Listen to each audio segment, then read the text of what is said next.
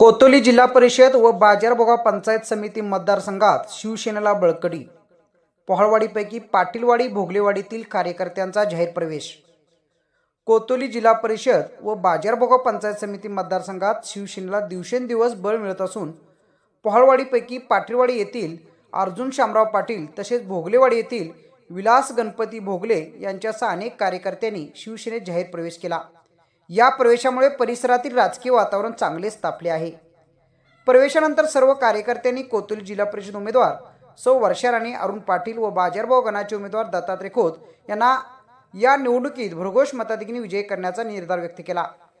गोकुळ संचालक अजित नरके यांनी नव्या कार्यकर्त्यांचे स्वागत करताना सांगितले, आमदार चंद्रकांत नरके यांच्या विकासाभिमुख कार्यपद्धतीमुळे अनेक तरुण आज शिवसेनेत प्रवेश करत आहेत. आमदार नरके हे कार्यकर्त्यांना कधीही वाऱ्यावर सोडत नाहीत. ते त्यांना कुटुंबातील सदस्याप्रमाणे साथ देतात. येणाऱ्या जिल्हा परिषद व पंचायत समिती निवडणुकीत शिवसेनेच्या उमेदवारांना मोठ्या मताधिक्याने विजयी करून आमदार चंद्रकांत नरके यांचे हात बळकट करूया.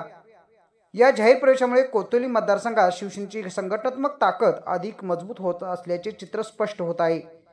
जांभळी न्यूजसाठी राम कर्ले.